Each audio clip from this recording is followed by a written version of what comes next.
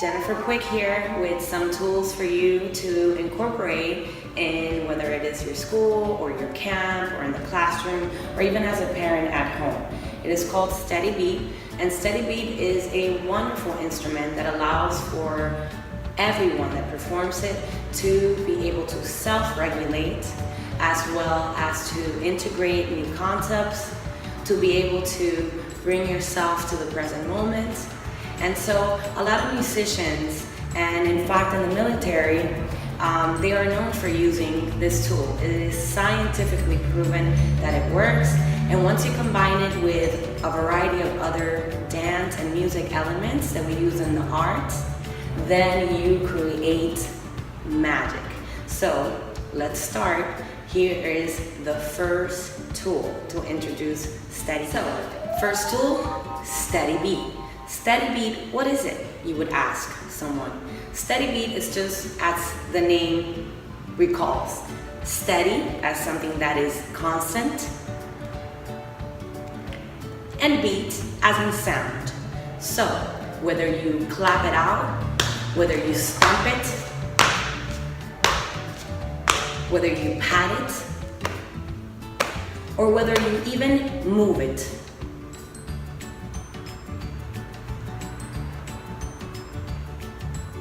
it works wonders. So how to introduce the concept of steady beat? Very simple. Numbers always help. So here's an opportunity for math to happen. You would ask, can we count together till 8? Dancers count in 8. The only difference is that rather than counting 1, 2, 3, 4, 5, and so on, we're going to put the word and in the middle. So you would say, and 1, and 2, and 3, and 4, and 5, and 6, and 7, and 8. Of course, it can always go faster, and 1, and 2, and 3, and 4, 5, and 6, and 7, and 8. Or you can even go slower, and 1, and 2. Just depends on who we are teaching the steady beat to, and always keeping in mind that we want to present developmentally appropriate activities for people to be able to engage in it comfortably. Once you have established what steady beat is, and you have counted from 1 to 8 using and in the middle with that very important pause, the following thing would be incorporating a chant to this steady beat. And this chant can be pretty much anything. So here goes part 2. Using steady beat and chanting with a steady beat. Here the opportunities are limitless. You can pretty much learn about anything. It could be a poem on a book. It could be a new formula you just learned. It could be the ABCs. It could be whatever it is that you are trying to practice. But so as long as you use a chanting form as well as a steady beat, again, this is just formula for magic. So let's go ahead and learn about something that I learned through Wolf Trap Education. Wonderful resources, by the way, as well as Arts for Learning Miami, which is called Steady Beat Chant. Goes like this. Follow me. Steady beat with my hands. Steady beat with my hands. Steady beat with my hands. Steady beat with my hands. You can also do it as you're talking, as you're reading a book. And you can also bring it into different body parts. You can ask, what other body part can we keep a steady beat?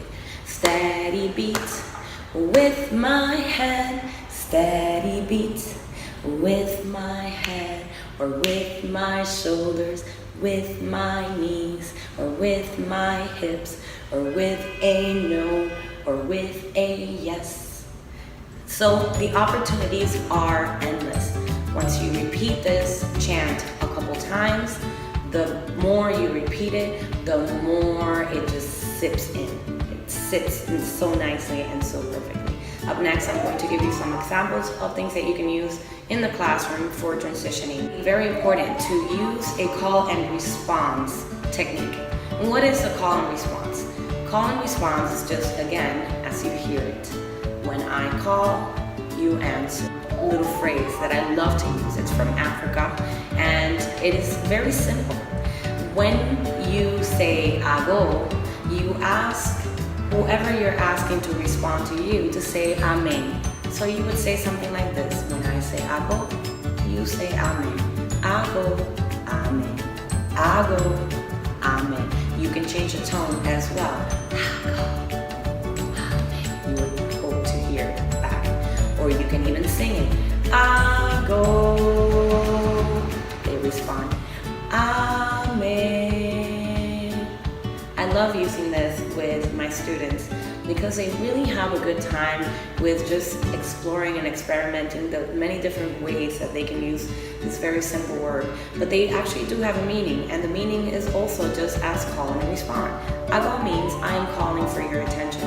Africans were used to using this sort of call in the field when they were working, and you have such a distance between one and the other. Sometimes you can't be using your eyes all the time. We as teachers know this, specifically in the classroom. And so, what a great way to be able to be doing what you're doing and without using your eyes, be able to call out and say, "Ago." And you can hear who is with you, who is paying attention, who has your attention, or perhaps who needs a little slight bit more of time to be able to bring themselves to the present moment or to your attention, the attention that you are calling from them. So, how do we incorporate call and respond, chanting, and steady beat to be able to assist a person to self-regulate, or in the case of children, specifically, how can you help them transition from one activity to the other? How can you help them manage their own behaviors within the classroom so that you don't have to be calling out their name? How can you as a parent make it fun for your child to be able to hear very clearly what it is that you are asking of them? So I'm going to give you an example with a rug that I have here. Usually I would use a sort of yoga mat that I cut in circles. And of course, depending on where you are, it could be a car if you're a parent, it could be the carpet in the classroom, it could be pretty much anywhere, a chair that you're using. So how would you call the group that you're working with? How would you, or the child, how would you call their attention? Here's how. You would say, "Can you stand in the rug?" "Yes, you can." "Can you stand in the rug?" "Yes, you can." "What are you doing standing on the rug?" "What are you doing standing on the rug?" "Can you sit on the rug?" "Yes, you can." "Can you sit on the rug?" "Yes, you can."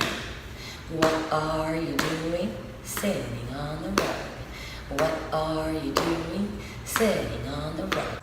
If I would want someone to sit down, perhaps they're very excited, they're running around, and you want them to sit down on the floor, how would I ask them to do that? Using steady beat, and using chanting, and using call and response. So I would say, "Am I sitting in the carpet?" "Yes, I am." "Am I sitting in the carpet?" "Yes, I am."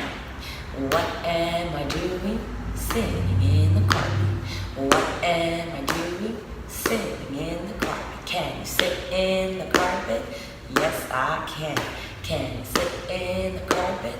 "Yes, I can." "What are we doing sitting in the carpet?" "What are we doing sitting in the carpet?" In a classroom, you can even go further than that. Can we wash our hands? Yes, we can. Can we wash our hands? Yes, we can.